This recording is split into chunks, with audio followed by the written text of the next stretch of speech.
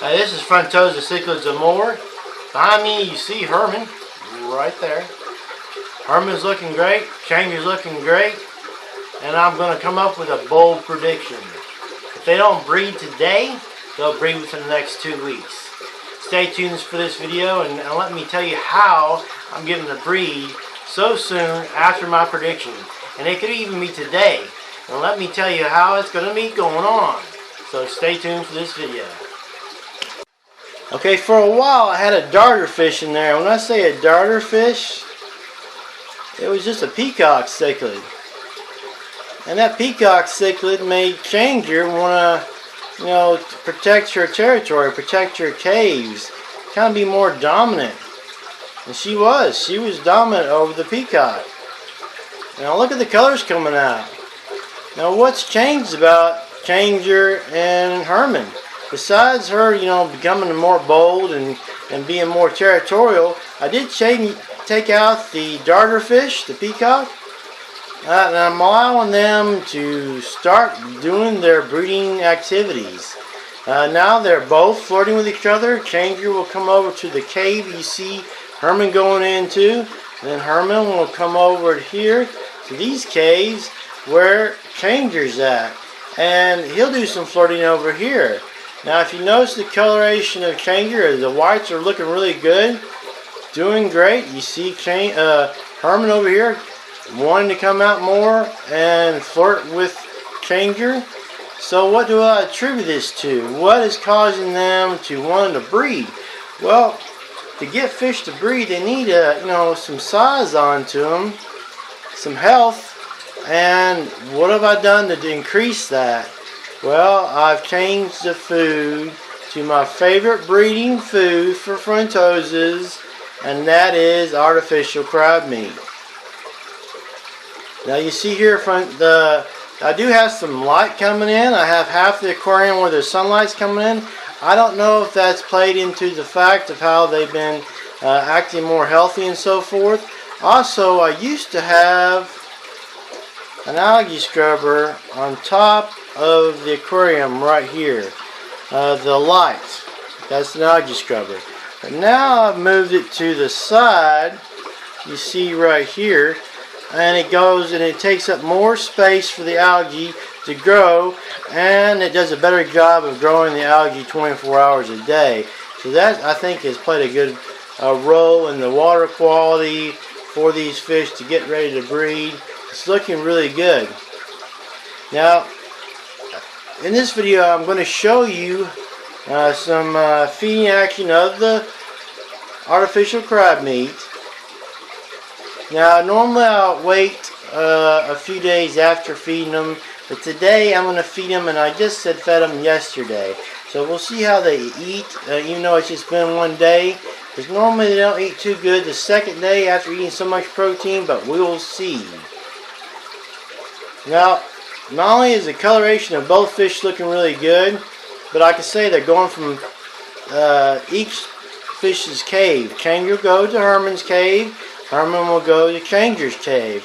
There's some flirtation going on here. You see it there. I think this is a good sign. She's looking healthy. Usually when this kind of activity is going on, there'll be breeding. She's already come over to this area right here and started moving some substrate around, which is a good sign for breeding. So we'll get to that in just a moment. Now before we get to the feeding portion of this video, I want to say a few things about what I'm doing here to get them to breed. One's water quality. Water quality also includes pH. What do I do to keep a good pH? I do have a substrate buffer. You see down there, there's crushed argonite. That does very well keeping the pH stable. People ignore the pH a lot of times because there's not been as much emphasis on it because people take it for granted. So I'm trying to do more work in the pH area, so I've been doing more water changes. Even though I have a mat filtration with an algae scrubber, water changes and the substrate buffer keeps the pH stable. I also have If you look over here, mat filtration. Use a big mat filtration here with a power pump that only about $20 some, and it does good flow for this aquarium. And then I have on the back of the side of the aquarium, which I'll get a little better view of, I have here the algae scrubber, which develops algae on the back of the mat infiltration. It goes 24 hours a day. It keeps the water quality great. It takes out the nitrates. It's running 24 hours a day. If you use one of these, unless your tank is just simply completely overcrowded, it will keep your nitrates well in the very exceptional range for your fish breeding. The only reason I do water changes is to keep the pH stable. If I was just going by the ammonia, nitrite, and nitrate, I wouldn't have to worry about doing water changes at all. That could be a surprise to some of you. But basically all I'm doing water changes for is to keep the pH stable. Now, if you look there, there's Changer. And if you've seen her before, she didn't have as much white coming out in her body. She's coming out with more whites. You know, she was healing up from an eye injury, but the water quality is doing great from the things I've changed. The substrate, the extra water changes, and the switch now to artificial crab meat. Now Herman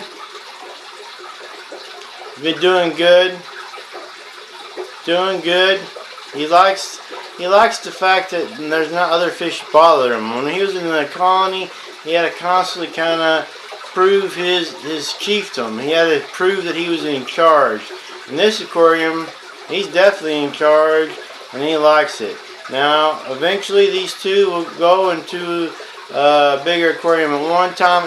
Eventually, if they breed. I'm not going to, get a bigger aquarium for them until they breed, till I raise them in the fry and they actually turn out to be like Changer, and then I'll think the investment will be worthwhile. I kind of held back on the investment to get bigger aquariums because recently I just had too many, so I've taken down a total of maybe 10 aquariums over the last few months. They were just too much work to be done to keep my fish doing great, and so as far as any goals for having bigger aquariums, that's been put on hold. If I ever get any bigger aquariums in the future, it will be at the expense of taking down the smaller ones. So right now I'm happy with what I got. I've actually done more and kept them in better shape by having fewer aquariums. Sometimes people have MTS and have too many aquariums, and to keep your fish going great, your breeding project's going on track, and your life being happy with your hobby, don't get too many aquariums. More is not always better. So be happy with what you got.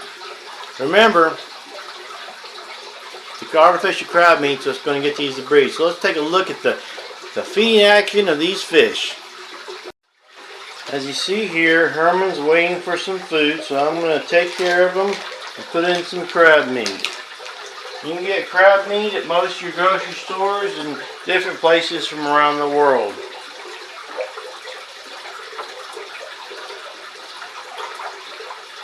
You see, you went right for it, got it, gobbled it up. Let me get some for Changer.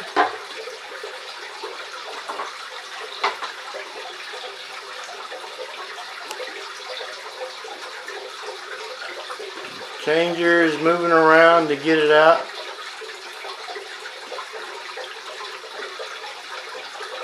Let's see here if I'll put some more in there or let her get what's already there. She's now out.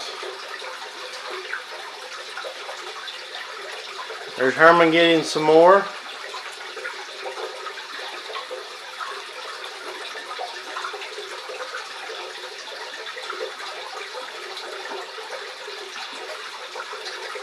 I'm going to put some in there for Changer.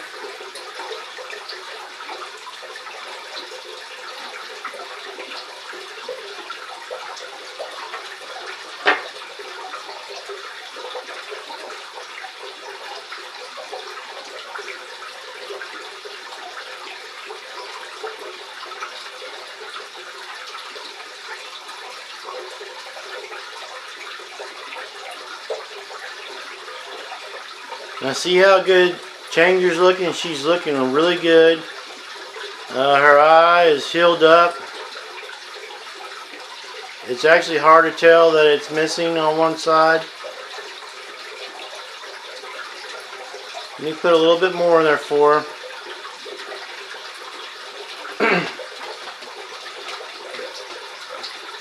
Now, artificial crab meat is what I've been very successful in breeding Frontosas. It is the best food that I've ever had to get them to breed. It primes them up. They eat it, they get strong, they get healthy, they put on some weight because the females are not going to eat for 20 to 30 days while they're holding.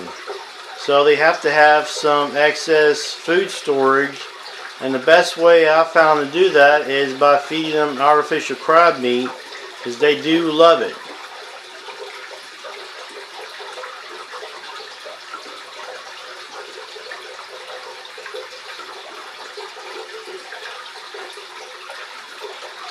Now you can break it apart into smaller pieces. Sometimes I get carried away and put big chunks up, and then let them break it down into smaller pieces.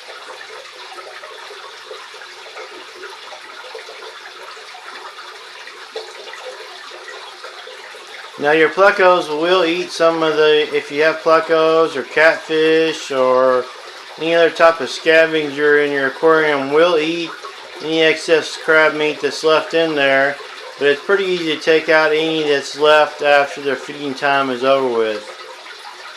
I just fed them yesterday, so I'm surprised they're eating so well today on the artificial crab meat. Usually I go several days after feeding them, but they're doing so much of the activity, being close to breeding, that I'm going to feed them as much as they can eat over the next several days, and within 2 weeks they'll be breeding.